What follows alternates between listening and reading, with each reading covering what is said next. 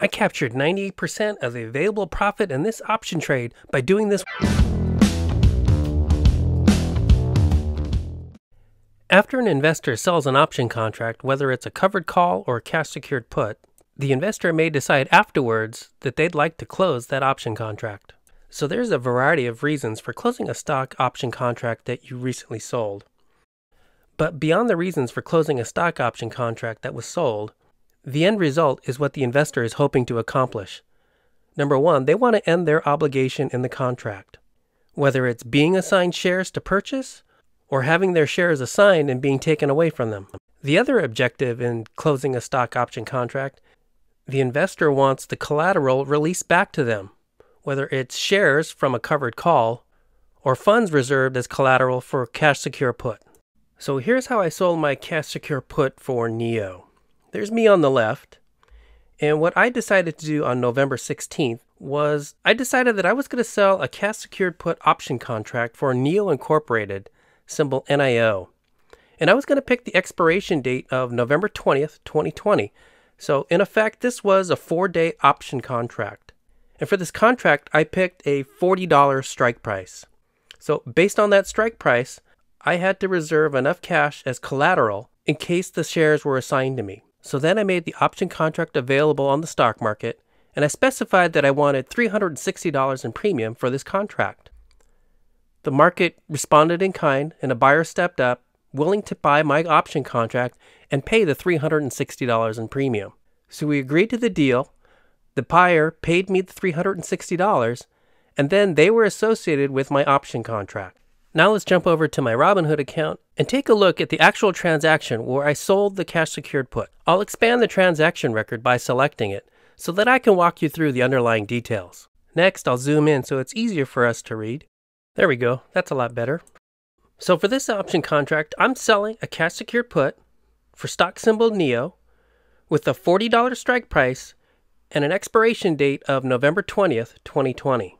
And this option contract was filled on November 16th, and this is when the buyer actually agreed to the terms and the conditions of the option contract, and they paid me $3.60 per share, so that I received a total of $360 in premium. Now let's take a look at what happened after I sold the cash secured put option contract.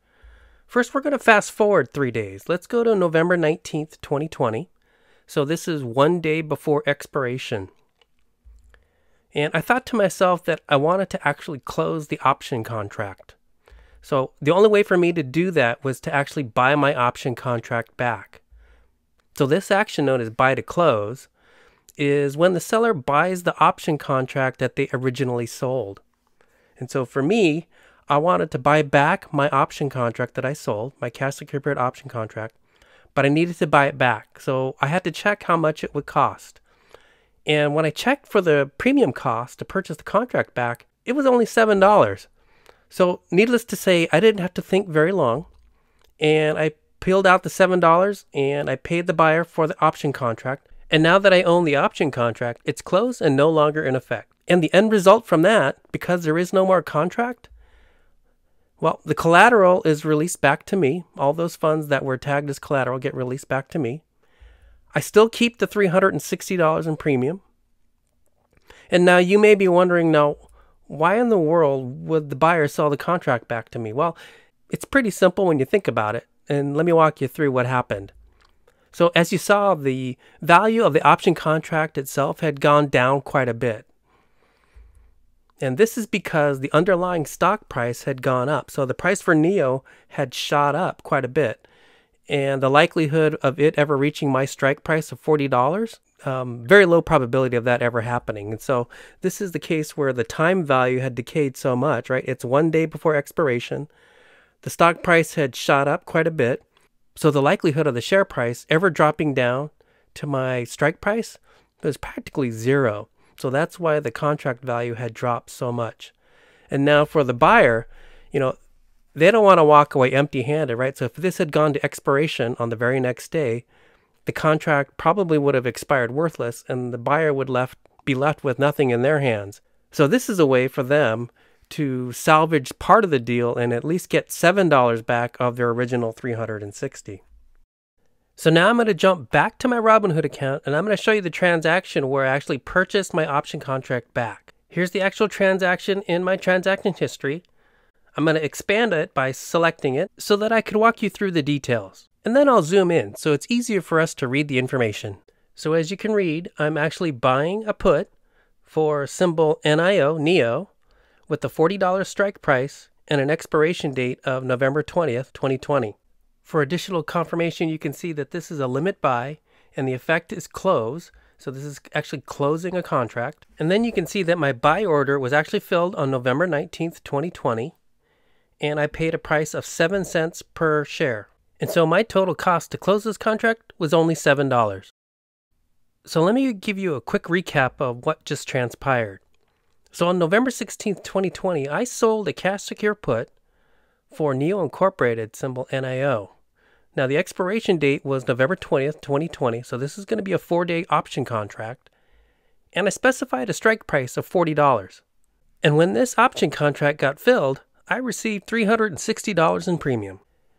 So what happened next is on November 19th, 2020, I decided I wanted to close out that option contract, and so the way for me to do it was to buy back my option contract, an activity known as buying to close. Now, because of the market conditions at that time, the price for the stock had jumped up considerably, thus making the likelihood of this option contract ever being filled at my strike price very low. And so the time value had decayed to almost zero.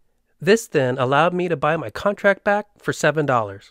So my 4-day option contract that I closed 1 day early provided me with a net gain of $353. If this contract had been left open until expiration day and the market price was above my strike price, then the contract would have expired worthless and I would have kept the full $360 premium. However, I decided to end this transaction early by buying back my own option contract.